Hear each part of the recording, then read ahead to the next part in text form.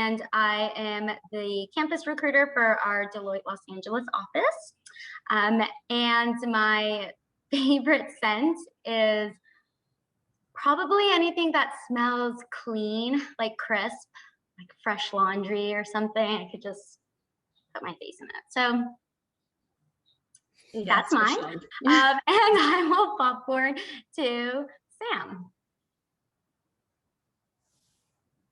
Gotta unmute there. Hi, everyone. My name is Sam Phillips, and I am the PwC recruiter for CSUN. And I love this question because one of my hobbies is making candles. So I'm like always trying new fragrances, but my 100% go-to favorite is vanilla. When you're burning a vanilla candle, it smells like you're baking cookies, which is great. But then I also want cookies. So I'm going vanilla. And I will popcorn over to, let's see, Credo. Hi guys, I'm Credo.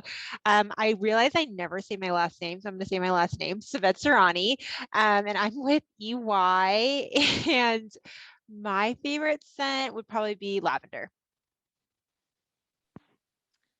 Hi everyone, my name's Jess Vitas. I am the university recruiter at KPMG.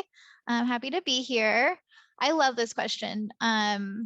Made me gotta think about it, but I think the first thing that came to mind was, and this might be really weird, but just going for it. Like after a fresh rain or the first rain of the season, or like for a while, that smell when you're like walking down the street, or like, I don't know if it's like the asphalt. Oh my God, it's like my favorite smell in the world, because I think it just reminds me of like nature, or just like a fresh, clean start. But it's like that specific smell of being on concrete and walking after a fresh rain. Isn't it kind of sad that we think nature is fresh asphalt? I know. That's our like like the smell. That's like LA in a nutshell. That's such a good smell, though. Oh my God. And also, any students who want to share theirs, we would love to hear your answers in the chat too. I know we're going through questions and we're going to be talking a lot, but we want to hear what your favorite scents are as well. Second that. Coffee, love it. Leather, movie theater popcorn, some good ones here. Okay, you guys can keep going, but back over to the team. Okay, so we'll start with our panel, and we could call you one by one so you can answer each question. So the first question would be, can you please talk about your application process, requirements, and the due dates? And we will start with Jessica. All righty. So starting off with one that'll be consistent across all four of us, our deadline this spring is February 23rd. So we are hoping that you all take that date as to making sure all applications are submitted. For KPMG, we are launching a brand new application process this spring, and you will only have to apply on our career website. So no more applying in Handshake, only on our career website, which you can find at kpmgcampus.com. And all of our available opportunities are listed there in the search jobs function. So make sure to take a look. We are recruiting for early internship recruiting, so summer 2022 internships for our sophomores. And we do have a few internship and full-time opportunities for any juniors and seniors. So I highly encourage you to take a look at all of our opportunities now, just to see what's available. And for the application, we just require unofficial transcripts and resumes. Cover letters are not required, but they are highly encouraged. And once you apply, you'll hear back from us in the March timeframe whether you've been selected for interviews. Was interviews part of the question, Abigail? Sorry. Yes, all the due dates that are important. Okay, all right.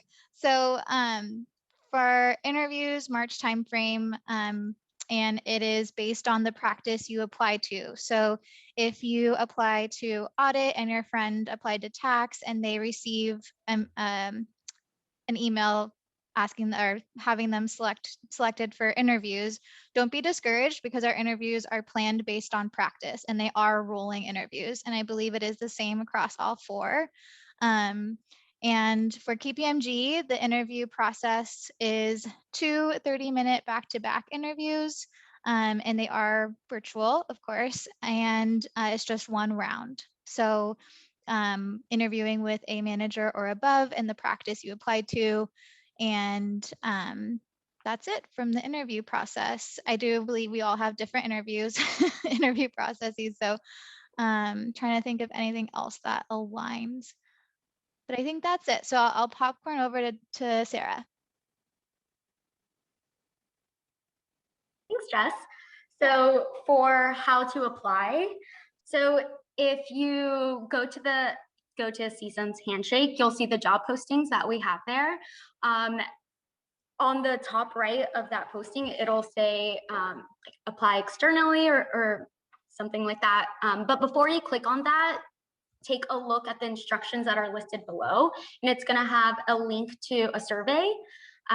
So fill that out before going to that other site, and it's just going to ask you your business preference, your first and second, and then your first and second office preference. So once you click to that apply externally, like that blue button, then that's where you'll fill out your Deloitte application. It's going to take you to the Deloitte Careers website. So fill it out through there. And then when you're submitting, you are going to submit the complete application, resume, cover letter, and unofficial transcript. For your cover letter, it's more so of something that brings your resume to life, and anything that you want us to know that maybe wasn't included on your resume. And so that's required. And I know that's like a lot of steps. So survey, application, resume, cover letter, and unofficial transcripts.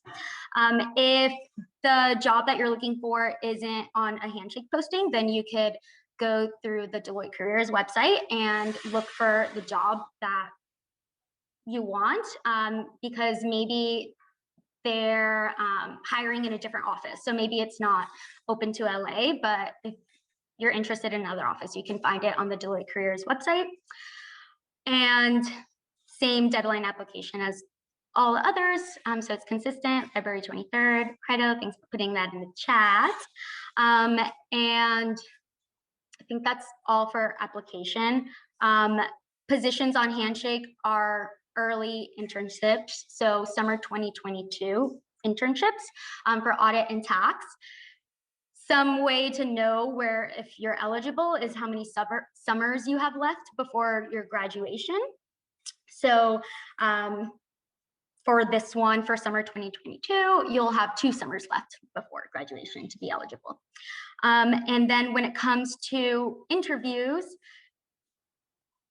it's going to be like a 2-step process with it. Once you submit a complete application, you'll get notified if you got selected to interview.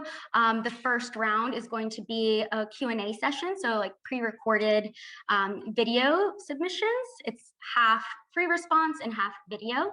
And then from there, you'll be notified if you get invited to live interviews, which are a 1-hour time slot.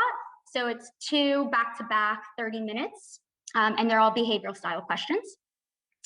And soon after, we ask for about like 2 weeks before you know if you've are going to get extended the offer. So I think that's it. I know that was a lot of info, but sorry, popcorn credo.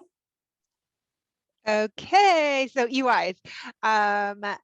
So application is through Handshake, so you can find all of our job posting. If you are graduating in December 2022 through May 2023, you are eligible for an early internship offer.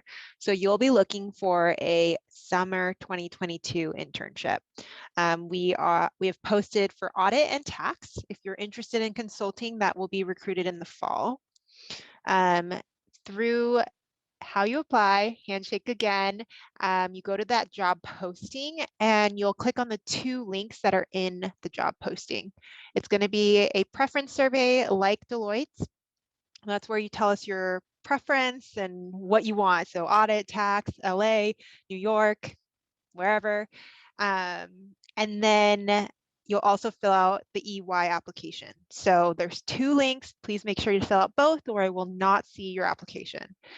Once you're done with those applications, you'll get an email from us probably within a week of saying, complete this game-based assessment. It's a 15-minute game that you'll play on your phone, and then that result will submit to us. For your application, we just need a resume and unofficial transcripts. Once that's done, we'll review your whole application, and you should hear back from us late February, early March-ish. And if you are selected, you'll be moved to first rounds. First rounds is a pre-recorded interview. So you'll record yourself answering 5 behavioral questions and then send it back to us. We'll review that. And if we decide to move forward with you, we'll move forward with you to second and final round. Second and final round is 2 30-minute back-to-back interviews with a partner, probably a senior manager or manager. And then that's it. And then you'll hear back from us within those next couple of weeks with an offer or something else. And then you will have the month of April to really kind of join our events and get to know EY a little bit. And then you'll have to decide by May 1st for EY. So if you have an offer from us, you will need to decide by May 1st. Yes. Okay, Sam, your turn. Okay, I'm going to try to make mine as fast as possible because it's pretty similar to everyone else's process. But so for PwC, our deadline is February 23rd. Apply for the opportunity that you're interested in only on the PwC website. You do not have to click on anything in Handshake, just pwc.com/campus. All of our listings are there. And I think we're going to talk about opportunities next, so I won't dig into them right now. Apply February 23rd. We only require a resume. Blah. We only require a resume. We do not require a cover letter or an unofficial transcript. So as soon as your resume is in good shape and you know what you're applying for, I encourage you to get your application in. No need to wait. From application deadline, we will do our review and send out interview invitations in early March. We don't have a set date that all of those are going to go out by because, like I think Jessica was saying, it depends a little on what you're interviewing for. Interviews will take place mostly during March. Again, different dates for different offices, different practices, but mostly in March. And then offers will go out shortly after. They should be extended by early April. But sometimes things go wrong and it takes longer. So be patient if things are taking a little longer than you expected. And then, once offers are out, again, you'll have that time like Credo was talking about to get to know all of the firms more and make a decision. Our deadline will likely be in mid-May, but we haven't announced one yet. So similar timing. Interviews. I forgot this part. I had to write it down because I knew I would forget a bullet point. Our interviews are 2 back-to-back virtual interviews. Just one round and, like this, not in Zoom, but with 2 different professionals. So yeah, that's it. And just behavioral. I think all of us do behavioral interviews. So that's us. And then offers from there. Thank you, guys. It was very helpful and very detailed. Since most of you guys answered like our second question, so I'm gonna the question now will be, do students have the rotational opportunity? And also, do the firms offer any sponsorship opportunities like AB 540 or international student or internship or full-time? So I can start from Credo. Yes, we sponsor, and then rotational programs. When you say, I think there's a lot of opportunity to rotate within the firm depending on just kind of your interest. So we have what we call a launch internship that we typically recruit for in the fall for candidates that will be graduating December 2022, or last fall it was December 2022 to May 2023. And that rotational internship is specifically for people who are involved in clubs like ALPFA or the Black Student Association, so things like that. And that's a chance for you to do a little bit of tax and audit and consulting. For this spring and this spring recruiting, we don't have that available. And then rotational global, we have global rotational programs that you can be a part of when there isn't a pandemic typically, and you can go abroad with EY during your internship, and you can go to an EY office outside of the country. You have to apply for that, of course, and it is competitive, but that is something that is another opportunity. We also have rotational programs once you start as a staff and a senior, if you're interested in different service lines and things like that. Yes, passing it on to anyone else. I think it's all the same with all the firms, but correct me if I'm wrong. Jess. Thank you, Credo. Alrighty, so for KPMG, we do not provide visa sponsorship as we require applicants to have permanent work authorization at the time of application. And the only practices that do provide visa sponsorship is within our Korean and Japanese practices in audit and tax. So if you are interested in those practices, they do require you to be fluent in those languages. So only opportunity from a visa sponsorship standpoint. From a rotation standpoint, KPMG does have two programs that are available for students from a diversity standpoint. Our Embark Scholars Program. So students who identify as an underrepresented ethnic minority and are graduating December 2022 to June or August 2023. Eligible to apply. So you can find those on our career website. It's a 2-year internship program with your first internship being able to rotate across all 3 practices, which is pretty awesome. And then your second internship is focused on the practice that you preference after your rotations across all 3. The other opportunity is our Build Your Own Internship program. So if you accept an offer with KPMG, you're able to apply to Build Your Own Internship the spring before you would intern. So what that allows you to do is have, based on the practice you got an offer in, you would have your first 4 to 5 weeks of your internship in that practice, and then the last 2 to 3 weeks in another practice. So you do get exposure to 2, so it's a bit of a rotation feel. But echoing Credo, all of our firms have opportunities to, down the line in your career to rotate to different practices if that is something you're interested in. But I would encourage you to really think about what practice you're aligns with where you want to take your career, because we do want to see you first have, some experience in that practice before looking at other practices to rotate to. But happy to answer any other questions on that, and I can popcorn to Sam. Okay. So pretty similar. As far as visa sponsorship goes, PwC is not currently sponsoring visas for our core groups. for the most part. There are some exceptions, and if you go to our visa eligibility website, you can read what those are, but I don't have them memorized, so I can't tell you all of them right now. And one of those exceptions, though, that I will mention, like Jessica said, for us, it's our Japanese business network. So if you do speak Japanese, that is an opportunity if you still need visa sponsorship.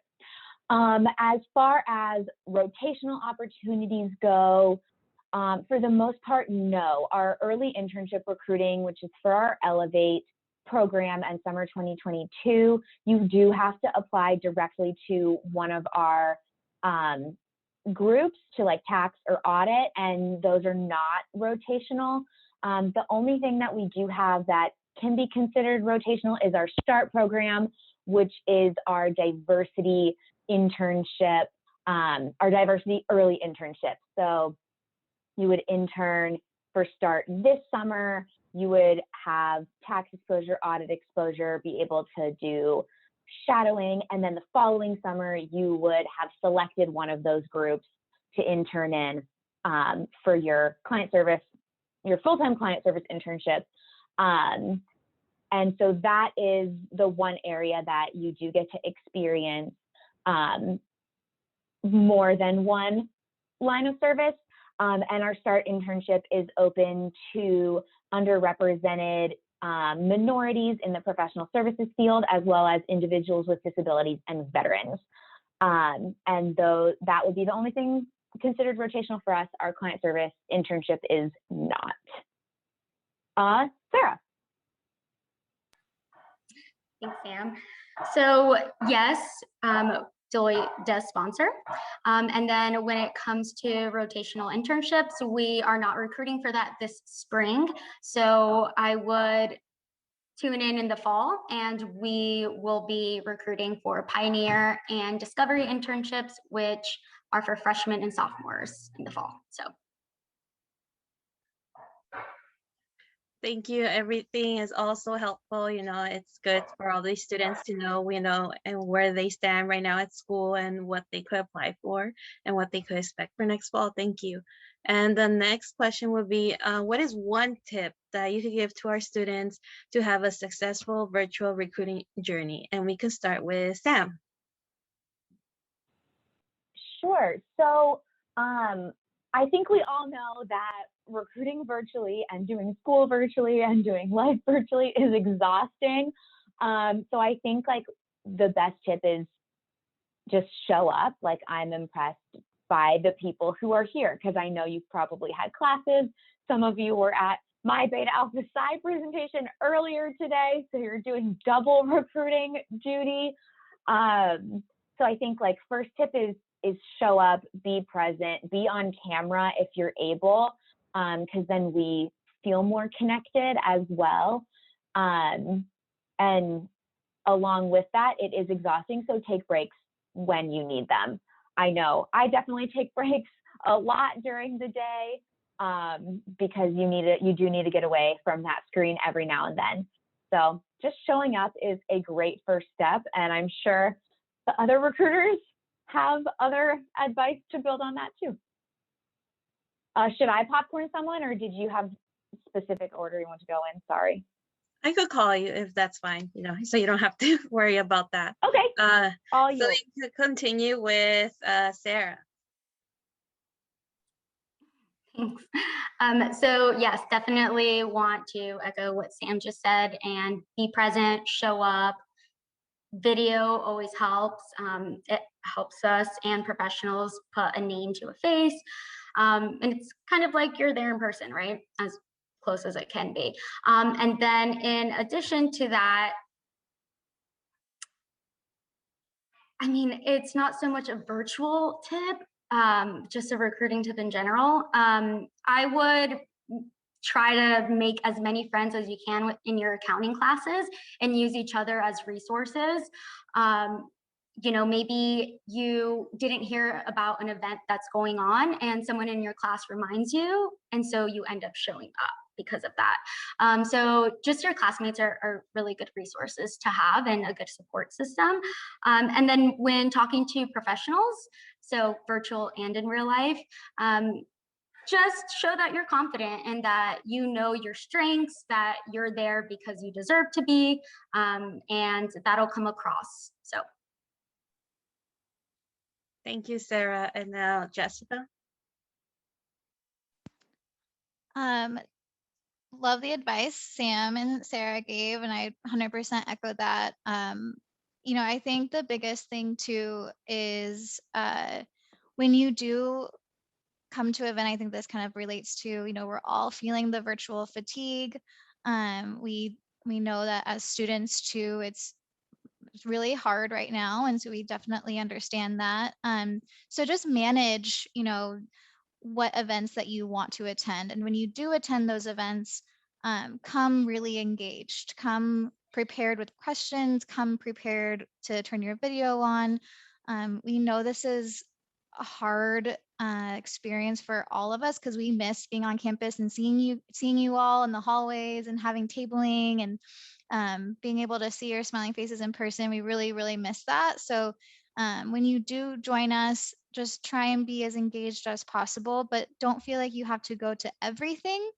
I think just managing that virtual fatigue so that when you do attend, you're ready to learn and ask some good questions and get to know us so we can get to know you. Thank you, Jessica. That was really helpful. And now Credo. I would say write 3 things down that you care most about, and continue to center your questions around that. So it could be like, we all know at the end of the day, everyone wants a job. We know. So that's out the door. Figure out what else you guys care about. So do you care about friends in the workplace? Do you care about women leadership? Do you care about the audit practice and like what you actually would be doing? So find 3 things that you value, and it doesn't even have to be about the workplace. Like, just what do you value in life? And see how that applies to your career, and ask those questions when you're talking to professionals. So, you know, you can say like, I really care about women leadership. Like, can you tell me a little bit more on how EY shows that and how they are showing up in that way? Because that shows that you care about things outside of just getting a job, and you're also being thoughtful in your decision. And I think it's not just going to help you stand out and look good while you're going through the recruiting process. It's going to make your decisions a lot easier if you happen to receive multiple offers, because you'll go back to those values and say like, okay, where was those values like important and really impactful, and what firm did I really feel connected to? So yeah. One thing I would also add on to that, keeping those values consistent, you know, asking those same questions, I think would also align with making sure that when you are recruiting with all the Big Four, you're applying to the same position, so that when, you know, if you have multiple offers on the table, then you're comparing apples to apples, and keeping in mind that all of us typically have offices in the same cities. So if you want to apply to OC, make sure you're applying to OC Orange County for all 4 of us. We just want to make sure that it gives you the best chance of finding that you're home with one of us. So keeping that consistency is really important. Thank you, all of you. It was very valuable. Thank you for sharing the tips with us. And the next question is, as we know, recruiting requires a lot of networking. Some might consider it is more difficult in virtual setting. Do you have any tips for students who are shy or introverted? We can start with Sarah.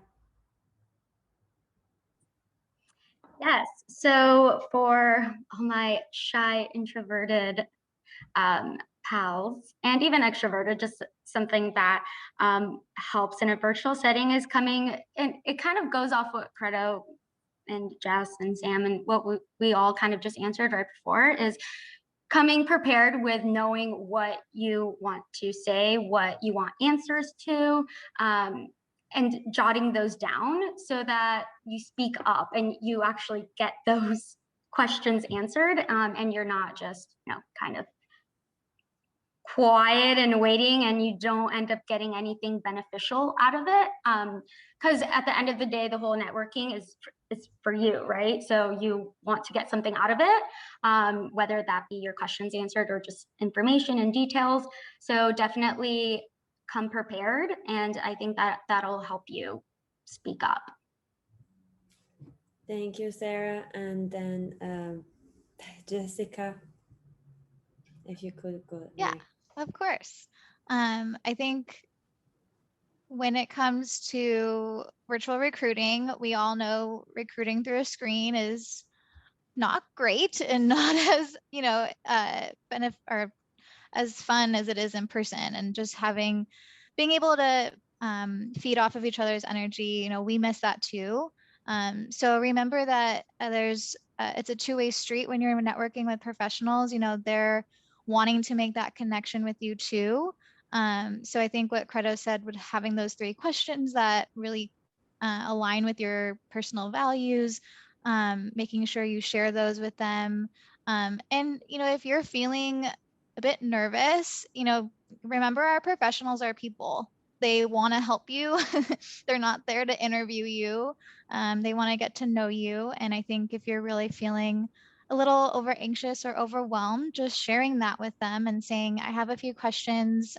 This is my first time networking over a screen. And so definitely, I think just being honest, our professionals will really appreciate that and see that, you're doing your best. And there's a place for introverts, extroverts at our firms. So don't feel like just because you're not, the life of the party, that you're not going to get a job. That is not true. So hopefully that will help ease some nerves.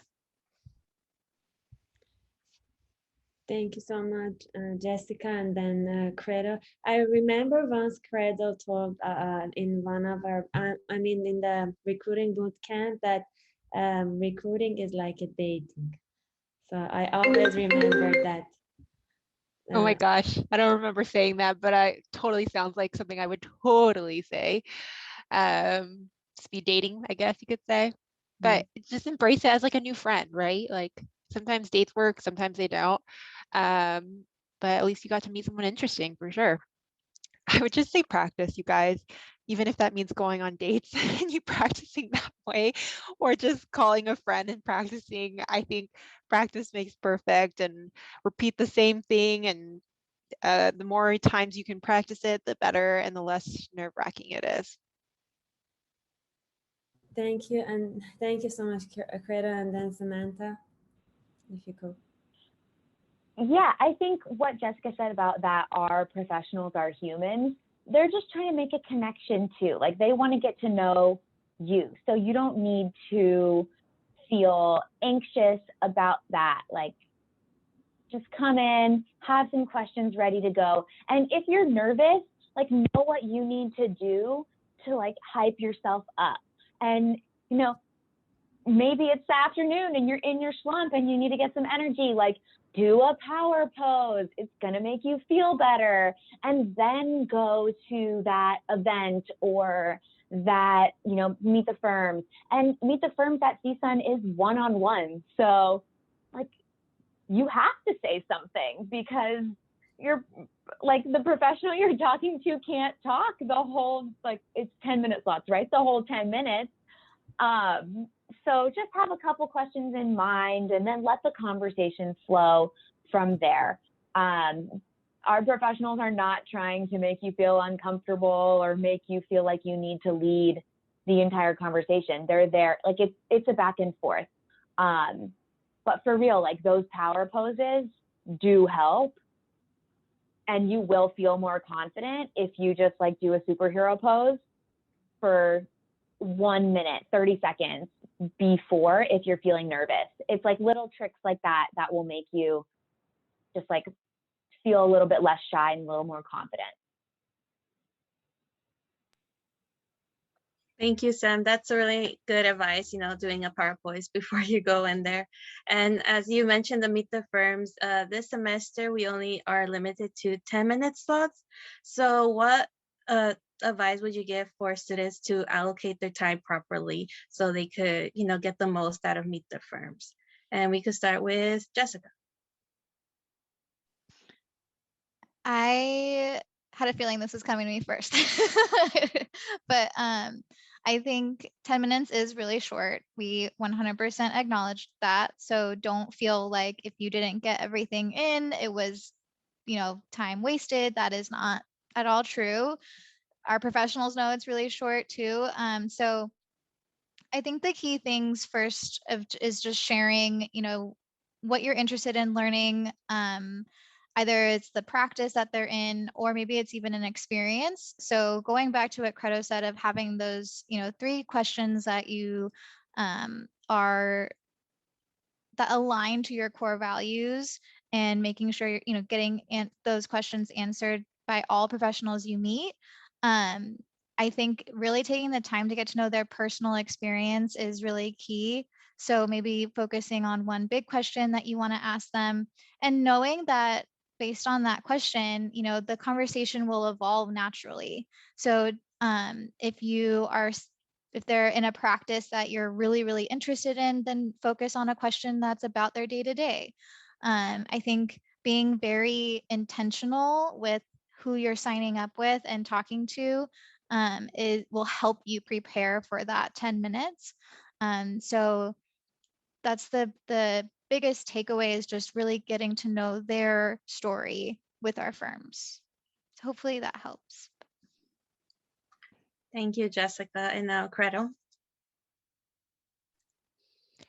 Well, first, I think Meet the Firms is meant to be a way for you guys to get to know people. So first things first is try to get all of those recruiting logistics questions out of the way here now with office hours, with your recruiters. Like, this is what we're here for. This is why we're doing this event. And then during Meet the Firms, it's really about getting to know people. I think think back to some of the questions that some of you guys asked during office hours, and I loved them because it was a way for me to get to know who you were and what you cared about. And also, I got to share a little bit about my story. And I think what you'll find is that you don't have to ask 7,000 different questions. You just have to ask the same questions to different people. So there's over 300,000 employees at EY. There's over, however many you guys have at all your firms, which is the same, probably similar amount.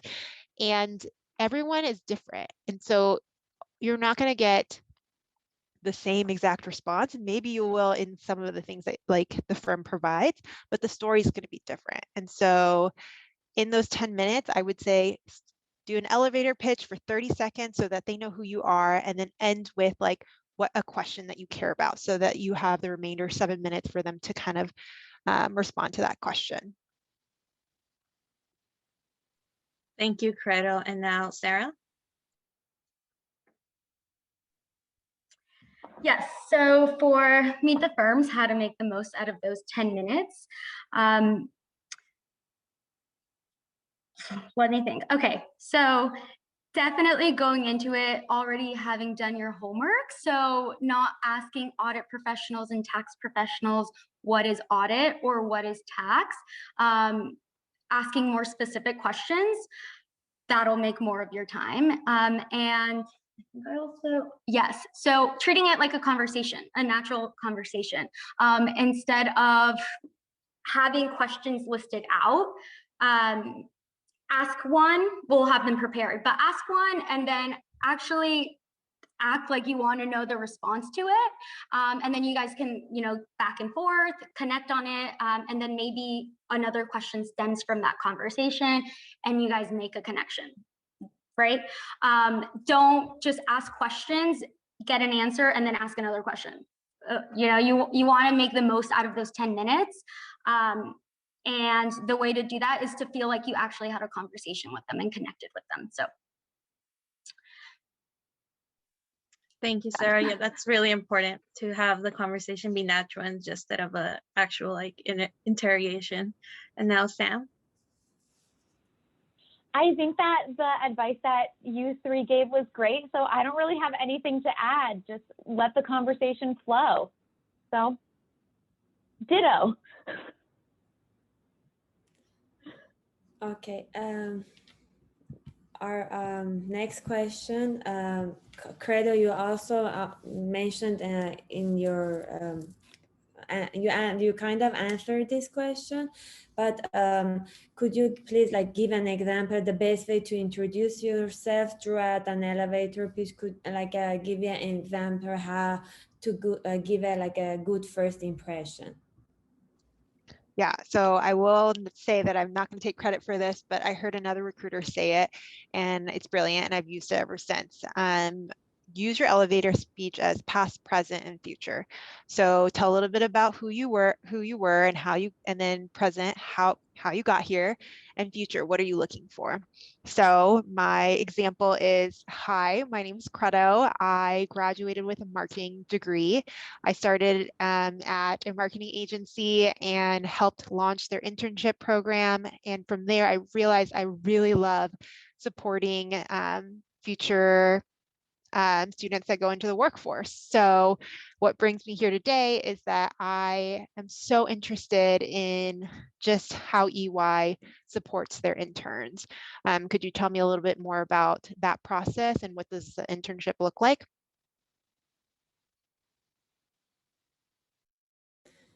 And Sam, if you could go, if you have anything to add. If not, we can go to the next question. Sure. I think that Credo's example was great. As a student, like you can totally use that.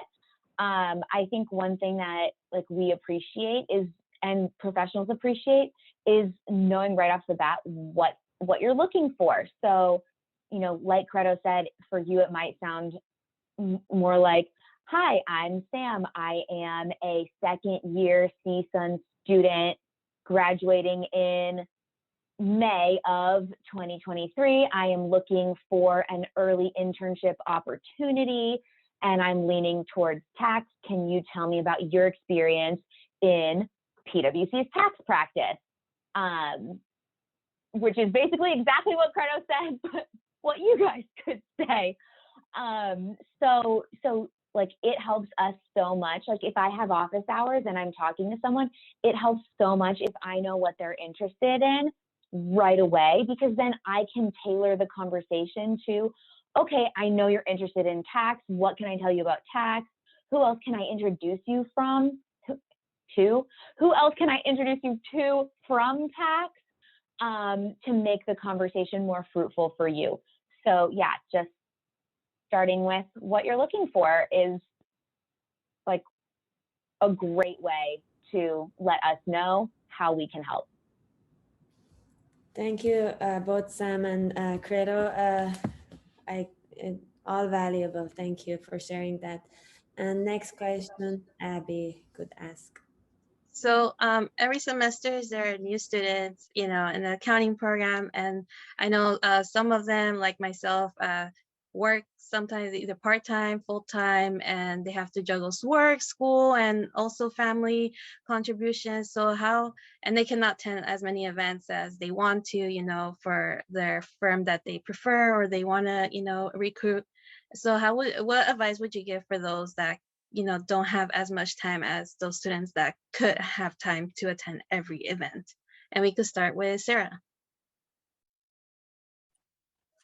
Yes, so if your schedule doesn't allow you to go to the events that you want to attend, then that's just going to require you working on your application outside of those times. So putting in that extra time to, if you can't go to a resume review, Google it. Like, just do your own research and help yourself as much as you can. So resume, you can Google it and try to, you know, perfect it as much as you can.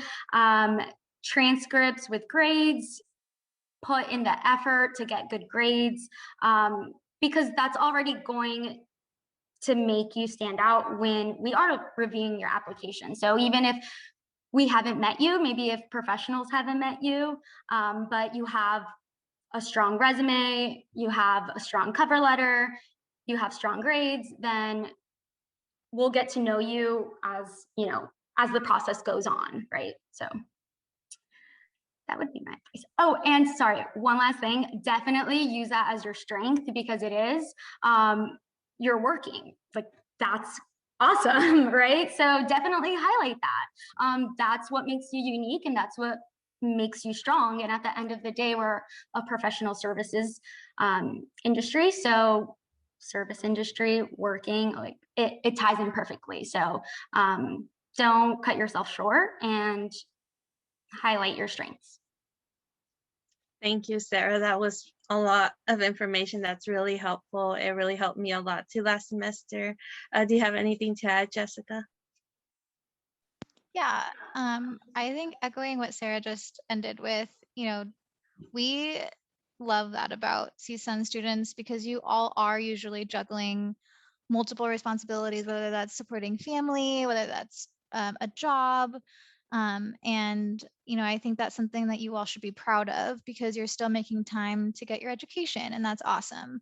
And, you know, if you are worried that you're not able to go to any events at all, like Sarah said, just making sure your application is thorough. So doing your due diligence, looking at the preset qualifications for the role that you're applying to, so that you know you're, you know, checking off those easy boxes. And if, you know, if you are running into issues or need help, you can always reach out to us. That's what we're here for. You know, we don't expect everyone to go to everything. It's obviously great so that you can meet our people. But sometimes it doesn't work out. And, you know, that's not something we're ever going to hold against you. So just as long as you do your homework, do your research, making sure you're meeting the qualifications. And we're always here to help if you're ever concerned or worried about anything too. So please use us as resources, because we would love to help. Thank you, Jessica. Credo? Sorry, I don't know why I wasn't expecting me to answer that. I was so shocked. Ditto.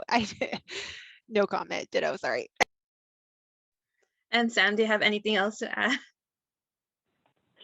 I think that you guys said it. It's like, if you can't come to everything, that's okay. Pick a couple things to come to, and pick a couple, like maybe you have a couple firms that you're interested in, go to their things, or go to at least one of their things, so that they can see your name and your face, and make sure that when you're there, you say something. Other than that, like, we don't expect everyone to be at everything. If I've met you once and I've had a conversation with you once, like, that's great. You don't have to be at every single thing, unless you have more questions, or, you know, need additional information, or just want to keep connecting and have the time. But no, you don't have to be at everything, because that is exhausting. We're already exhausted to be at everything that we're even hosting. So we can't imagine if you came to all of our events, plus mid-tiers, plus small boutique firms. Like, that's too much. You have jobs, and you have, you know, class and homework already. So no, we don't expect you to be everywhere. Thank you so much. Thank you guys for understanding and saying those stuff. And the next question, you guys kind of answered while you were explaining the other questions, but if you guys like can add like every semester, like new students attending in an accounting program at CSUN who have not taken any audit or tax classes, given that like lack of information, that like they don't have which one they prefer, is it okay to go to meet the firms and don't know like which service line they like? We can start with Jessica. Yeah, I that is exactly what Meet the Firms can be intended for, is to really clarify which practice, you think really aligns with what you want to do. I do highly encourage everyone to do some research before. We all have amazing career websites that give breakdowns of our practices, gives you some, brief insight, and then coming to Meet the Firms, you're able to really hone in on those practices by talking to our professionals. So, when a lot of students I know have asked, like, will I be considered if I have never had experience in audit or tax? And of course, because we expect you all to not have any experience in our practices. So just making sure you do your research beforehand when you go to Meet the Firms, just so you have an idea and you're not going in cold. But we definitely don't expect you to have especially for early internship recruiting. I know a lot of the audit tax classes come towards the end of in your last year at CSUN. So do not worry, I guess is my overarching answer. And the way to just help you feel more prepared and can have a good conversation is doing your research beforehand. Thanks, Jessica. And then any other Sarah or Sam or Credo, I don't know if you guys want to add something, you can more than welcome to go. I would just say a quick ad of I think it's totally okay to come not knowing what you're wanting, but if you want to stand out, like Jess said, do your research. And if you can't attend events that provide that research, do it on your own. You're competing with each other, with other schools. And so you guys want to stand out. And the way to stand out is to be able to do a little bit of research. We're not expecting you to know all the tax laws and everything like that. Please don't ask me because I don't know any of that. But we're expecting you to have done a little bit of research. Thanks. And then Sarah. Don't really have much to add. Definitely just echo Jess and Credo. Do your research and be prepared with questions that maybe it'll help guide you to the business that you end up wanting, depending on how those professionals answer your questions. Yeah, definitely researching will help students. I'm sure I always do that. I try to research first and then to go to coffee chats. At least I know what I'm gonna talk about. It won't be awkward silence because they're giving a time for they in their busy schedule, both sides we are busy, so we better go prepared. And then the next question Abby could ask. So now that Meg mentioned the coffee chats, what is a good way to make a connection, with a professional and invite them to a coffee chat if they want to know more about a service line? How would you go about that in a virtual setting? And what will you do or do not do when inviting professionals with this kind of event, or even just talking at, at any other time? Does that have to be coffee chat? And we could start with Sam. Yeah, so it might be a little bit less natural now that we're all virtual to try and initiate those one-on-one conversations. The best thing to do, if you've never met someone before, it is totally fine to email them and say, or if you've met someone at a meeting like this, it's fine to email someone and say, hi, Sam, I am a second-year CSUN student looking for a tax early internship opportunity. I would love to learn a little bit more about your experience at the firm at PwC.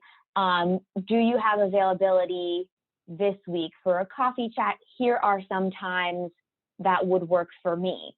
And then give maybe at least 3 half-hour time slots that work for you. And then also say, if none of these work for you, let me know if there's a time that does, because their schedule might be totally different from yours. And they might respond and say, here are 3 times that work for me. Do any of these work for you? Most of our professionals are happy to have a conversation with students, and the scheduling, I think, is the hardest part. So making the scheduling as easy as possible makes a big difference. I would also say if you talk to a professional and you want to talk to someone else at their firm, at the end of your conversation or via email, you could say, thank you so much for your time. Is there anyone else in this group, international tax, state and local tax, you know, entertainment and technology audit, that you could introduce me to? And then they might just respond with another professional copied and say, hey, I want you to meet this person. And that makes it even easier for you to continue your networking. That said, we already talked about how overwhelming it can be to try and schedule so many things. So you do not need to have 5 coffee chats with professionals from every single firm. Maybe go to meet the firms and ask someone you meet there if that sounds interesting, if they can chat with you more, or if they can introduce you to someone who was not at Meet the Firms, to continue the conversation. Because like, we do provide a lot of opportunities to meet our professionals, and they do take time to be at things like office hours, or meetings. So if you can talk to them there, that's even better. But yeah, email is a great way to reach out. Thank you, Sam. That was a lot of information that's really helpful. Do you have anything to add, Sarah? I don't have much to add, so thanks, Sam, for that wonderful answer. But yes, just sharing like maybe your availability with them, and asking if that works for them also. And just being mindful and patient with professionals also, especially depending on the time of year that it is. This spring for audit and tax, just for all accounting businesses, I'm sure, except advisory, are pretty busy during specific times of the year. So maybe they're just flooded with work, and they will get back to you, but it just will take a little bit of time, and it's not to offend anyone or you, but they just need a little bit of time. So being patient with them, respectful of their time, and sharing your availability with them. Thank you, Sarah. Do you have anything to add, Jessica and Credo? Yeah, the only thing I would highlight is, you know, if Sarah was saying it's busy season right now for our audit folks, and it is busy for tax too. So if you don't hear from our professionals, sending a friendly reminder if you haven't heard from them, in a week, that's totally okay. They probably really appreciate it, to be honest, because they do want to find the time. It's just, client service work comes first, and they do need to meet deadlines. And so maybe that email just came in at the wrong moment, and having that reminder email is really helpful. So don't be afraid to send that. So I definitely echo everything that Sam and Sarah said. Thank you, guys. And our last question, we can go to after this question, we can go to the breakout rooms. One of the hardest part about networking is having a good questions that students are interested in learning about. What are some resources to help students to come up with good questions? Sorry, we can start with Credo. Google is, I mean, I'm not being sarcastic or anything, like seriously, just look up some questions on there. I would say your peers. So if you know of, candidates or your friends that have received offers with one of the big four or any firm, ask them like, what questions did you ask, and what was important? So yeah, friends and Google. Thank you. And then Sam, if you want to add something. I think that like it shouldn't be stressful to think of questions to ask professionals. Like if you're really anxious about like what should I ask, take a deep breath and think, what do I want to know about this job or about this company? What are my priorities? What are my values? And then ask questions about those things. Like you need to be asking things that matter to you, not just tell me about, you know, this initiative that your company was recently in the news for, or something like that. Or like, it doesn't need to be prepared like that. You can come and you can say, hey, like I read on your website that this is a priority for PwC. This is something that also matters to me. Can you share if you have experience with that thing? Or it could be as simple as, hey, I see that you are in tax. I'm considering applying for a role in tax. Can you tell me a little bit more about how the groups within tax are broken up? Like, it can be so simple just to start a conversation. It does not have to be stressful. It can be, tell me about your experience at your firm. Or how do you think that your priority, like you're able to live out your priorities in your work experience? Like it does not have to be stressful. And I think if that is a big concern for you, then take a deep breath and like let it go, because that is like, that's the least of your concerns. The concerns should be, am I talking to the right people? And is my resume in good shape? Rather than what should I ask? Because our people are happy to have a conversation with you literally about anything. They can talk about firm generalities. They can talk about tax and audit generalities. They can talk about the recruiting process, not just one specific, like, tell me about this very specific item. Like, how do you, I don't know, reconcile cash or something? Like, it doesn't have to be technical. General is great. Casual conversation is great. If you guys want to add like Sarah or Jessica and something, and if jump in and add something, and if not, we can go to the breakout rooms so we can answer the students' questions.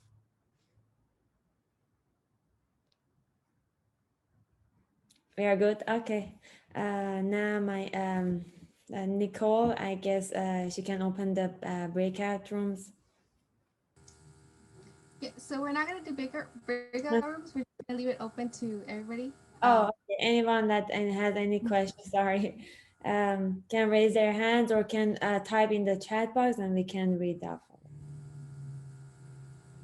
And this is our favorite part. We love hearing your questions. So if you have any, please do not feel shy. And they do not have to be rehearsed and they do not have to be prepared ahead of time. But we do want to say that we're not going to answer questions that are, you know, things like what sets your firm apart or how would you describe your firm specifically, because this is meant to be more of a general time. So if you have additional questions, let us know. Anyone? Raymond, oh, we have a raised hand. Have raised hand. Raymond can go.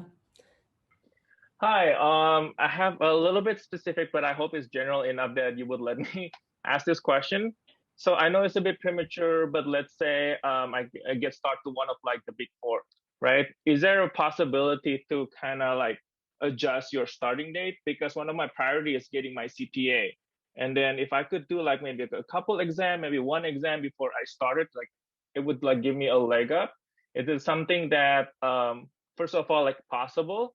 Second, with all the resources, like I know like there's like a discount and like materials that you could get if you were with like, you know, with the firm, would that sort of thing be available prior to the starting date? Thank you.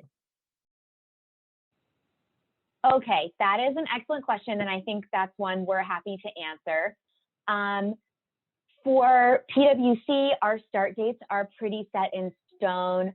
That said, we have a couple different options. So once you have an offer, you do get to preference what you want your start date to be, and you can work specifically with your line of service recruiter if you have an issue. So some candidates decide that, you know, they don't want to start full time in August or September, so they push all the way to January because there's not an option in November, things like that. So there's a little bit of flexibility, but within certain set dates. As far as CPA materials go, PwC provides the Becker review system to anyone who gets a full-time offer. And that is in any form, whether you choose self-study or live, I guess, virtual classes, flashcards, all of that. And then we also do reimburse for the exam fees, as well as provide a bonus if you pass within your first, second, or third year. It's slightly less every year, but there is still a bonus up to within 3 years of your start date. I think that is pretty similar to the other firms. So you guys want to weigh in? Oh, it's like the exact same. It's the same. Yeah. Yeah. So yes, you can study and pass your CPA before you start sometimes, or at least one. I strongly encourage you to do so. Yeah. Yeah, that's the plan. Most of our start dates, so like our earliest start date for full-time is July. So even our like tax candidates who start in July usually can take one before, because I think June's an off month. So if you take it right at the beginning of July, they can take one. And then if some of our audit candidates or full-time offers are not starting until August or September, and they can take all of them. Like I started in October, which we don't have anymore, and I took all of them over the summer and was done. So it's definitely possible to do it. Thank you, Samantha. We have another question on the chat box from Cynthia. She's asking if we are not going into the accounting, but interested in attending this event because we are kind of indecisive on what career path we would like to pursue. What would you recommend to be prepared when attending the Meet the Firm meetings? Any of you guys, if you could. Yeah, I mean, I would say, Jess, you can go after me. I would say it's great that you're exploring, as you should, and attending events. And so you could even come prepared saying like, hey, I am not currently an accounting minor, but I might be interested in major and might be interested in changing and hearing more. Or like, I'm interested in your firm and those opportunities, like what is available for someone who wants to not do accounting. I think right now, at least for EY, we're specifically looking for accounting majors. And that's really important for us. But if you're still trying to explore, like if this is a good fit, you can still ask questions about the firm. You can still ask questions on why they chose audit or tax or why they wanted to do accounting. Yeah, you can still ask the general questions. Jess, pass them to you.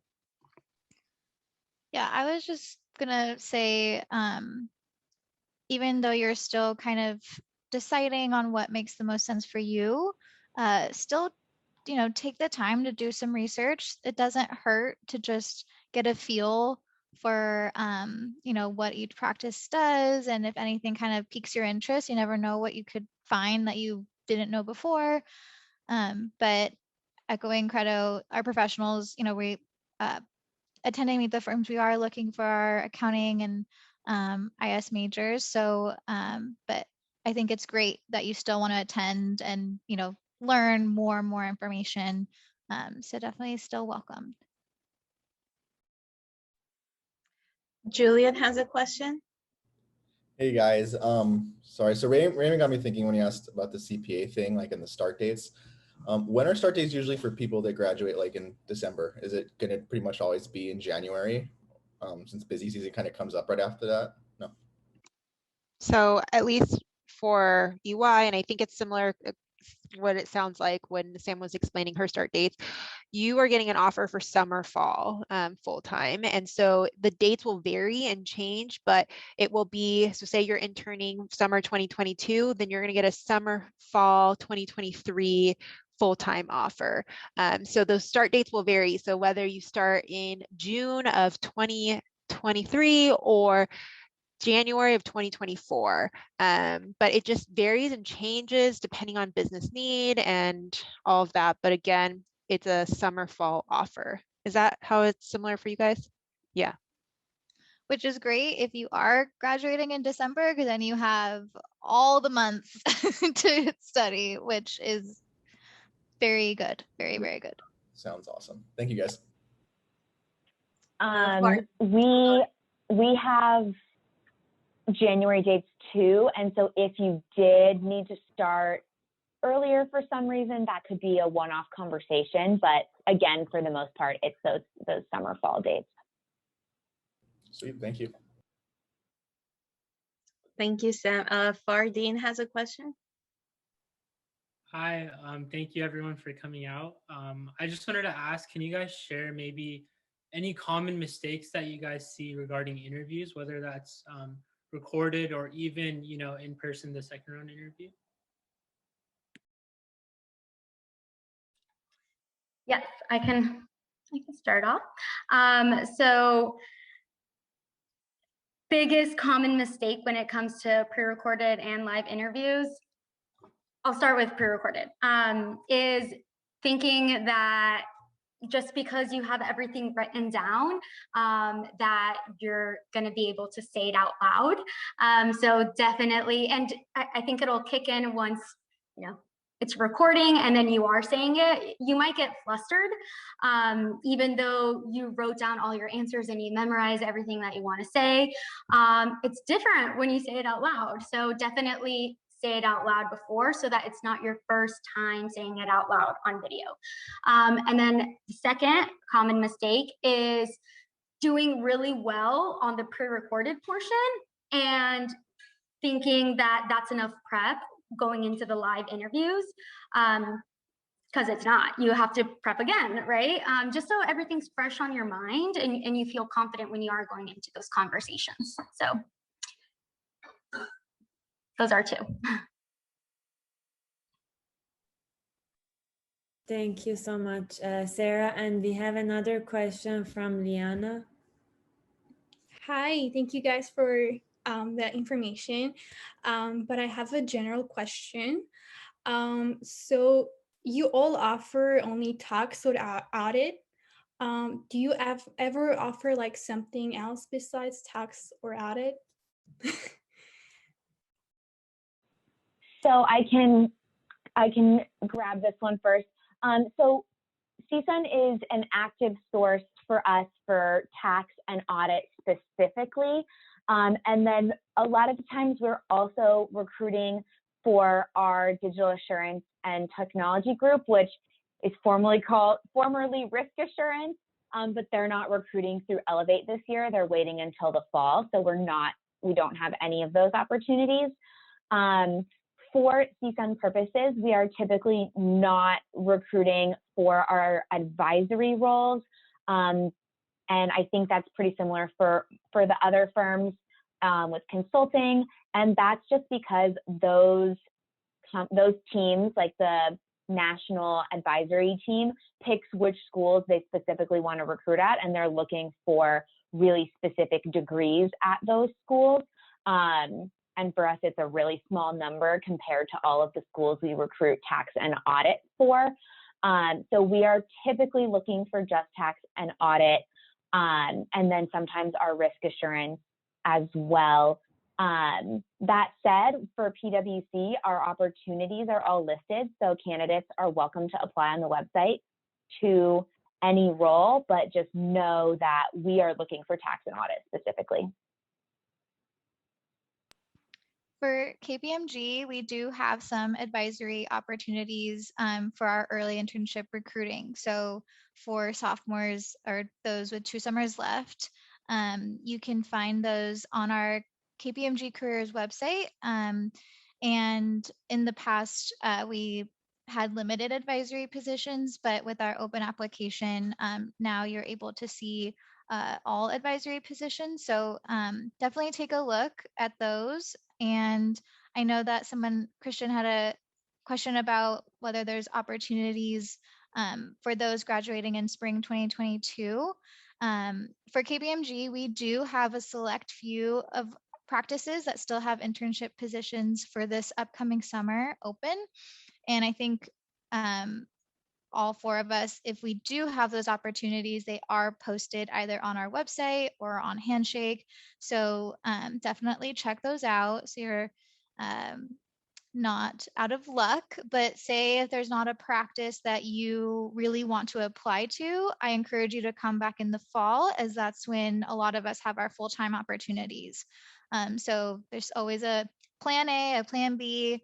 Let us know if you have questions on that. But from an advisory standpoint, we do have opportunities at KPMG. Just check the website. Thank you. Jessica. And we have another question from Anjan. Anjan? I'm not sure if I'm pronouncing it correct, but one of the students is asking, like, if you your CPA eligible date is later than your graduate date, would that have a negative impact on your internship or full-time offer? Not a negative impact. I'll take this question. We actually go off of your CPA eligibility date. So say you're graduating in December 2022, but you're not CPA eligible till December 2023, you'll be recruiting for a different thing. So if that is confusing, if that is something that doesn't make sense, contact one of the recruiters. It's all similar process, and we can walk you through that. Basically, we don't care about your graduation date. We only care about your CPA eligibility date. So if they're different and your CPA eligibility date is later than your graduation date, put that for everything. Like, put that on your resume, because that's what matters to us. Because for most of us, you can't start at our firms until you have all of the classes and the credits you need to be CPA eligible. One other thing I'd note too is for KPMG, not all roles require CPA eligibility. So for example, risk assurance, which is part of our advisory practice, does not require you to be CPA eligible. So that's where going back to the job qualifications when you're applying, making sure that you double, triple, quadruple, I don't know what 5 is, so I'm not even going to try. Just really make sure you're checking to identify what those qualifications are. And if CPA eligibility is a requirement, then what Sam just said, we want to know when you meet that. So keep that in mind. But all of that information is out there for you. And if you're unsure of what link and where to look, that's where we come in. So feel free to shoot us an email. The other question is from Fardin. He's asking, are candidates able to find out who their specific interviewers will be before interviews? So for us, no. And I think part of that is just because sometimes the interviewers can change last minute. So we don't want to give you a name and then it's not the person who actually shows up. So no, we don't share ahead of time. Okay, thanks. And then Raymond has a question. Hi, it's me again. I have another question. Now that I think about it, I went to pretty much all of you guys' website, and I found out that I think you guys offer like some form of like tuition reimbursement, right? In some form and whatnot. I'm wondering like what other like I would say like human capital investment that I could be looking out for. For example, I know that KPMG has like this location called like the Lake House.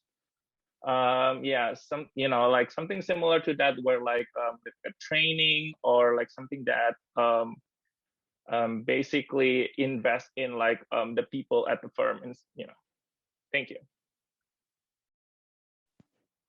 So I think all of us have great training programs that show investment, and I love this question, so thank you for asking it. Training is a huge one, which at KPMG Lake House is our training facility, and we do offer opportunities to, depending on which practice, we provide support for certifications. So like I think it was Credo talked about reimbursement for the CPA, and same for other practices that look at other certifications that are important to the role. Those are also supported and reimbursed by the firm. Each firms have different policies, I'm sure. So just connecting with us to get the specific details. But yes, our training programs are all amazing because they really set you up to have a successful first year, because like we mentioned earlier, we don't expect you to have any experience in these practices. So there's a huge investment on the front end by the firms to make sure you feel ready to go. Thank you so much, Jessica. Gabrielle, she has a question. Hi, everyone. My name is Gabriella, and I am an MPAC student graduating this summer. What advice do you have for students like me who are graduating now, who may not see as many full-time opportunities available now in spring? Do you recommend we wait until fall or give spring a go? If there are roles open that you want to go and pursue, so if there's like an audit full-time position and that's what you want, definitely pursue it. I would encourage that. If there isn't a role and you are really stuck and gung-ho on, say, tax at PwC, then work with that recruiter and talk to that recruiter and see, aka Sam, and see if that's something that will be available. But yeah, if there's something out there and you're excited about it, pursue it. If any of you wants to add something, if not, we can go to the next question. And okay, and then Shalom, you can ask your question now. Hi, I had a question regarding a previous question. I was wondering what else the firms consider important for resumes besides CPA eligibility dates? So we want to see, basically we want to see a well-formatted and well-rounded resume. So you should be using the template that Stuart has. Use that. Please, please do not get fancy with like putting your photo on your resume or like making it all blue instead of white. Like black and white is good. This is accounting, not like, I don't know, PR. We just want it to be very like, we want to know where to look at everything. So first thing is format, black and white, easy to read, everything in the right place based on the template. And then second is we want you to put what you care about on your resume. So it doesn't matter if like you've never had a full-time job, but you're in a bunch of clubs. Put the clubs. We want to see that. If you are working, 40-hour weeks, put that. We want to know. If you're really involved in certain volunteer activities, put that. We love to see that too. If you have all of those things, amazing. It's mostly we want to see what it is that you're doing. And then in your bullet points, we want to learn about you in those. So we want to see things like what skills you developed in that job, or like what difference you made in that job for that company or for that club, what new things you implemented. Basically, we want to be able to get to know you. It's only one page and we look at so many resumes. It should be personal, not that it's like you're bearing your soul to us or anything like that, but we should be able to look at it and see, okay, like this person worked at a car dealership, they, you know, got employee of the month, or they made a difference because they ended up selling this many cars when the quota was only this many, or like met the quota every month for like 3 months in a row. Like whatever it is in your world is what we want to know about. And it does not matter if you don't have accounting experience separately, but if you do have it, put it. Sarah, I think you came off mute too, so do you have anything to add? So perfect CPA eligibility date format. Sam also mentioned 1 page. Keep your resume to 1 page, not 2, not 3, just 1. And include your interests in the bottom. So that's a really easy way to get into a natural conversation with a professional. They can look and see, I don't know, skiing or something, and maybe they love to ski also, and that could be comfortable. Sorry about background noises. That was my sister. But yes, so just skills and interests. Thank you, Sarah. Any final questions? Anybody has any questions before we wrap up the panel? No, so while the announcements, I will request everyone to turn their camera on so Nicole could take the pictures for the panel. So for February 13th, from 9 to 4 p.m. So we will have the networking workshops, and I know that it opened up more slots. So please, students, please sign up for more slots. You could meet more professionals than the 3 limit that they had before. So please check that out. And regular updates on Instagram, CSUN for podcasts, any other events, updates, and more.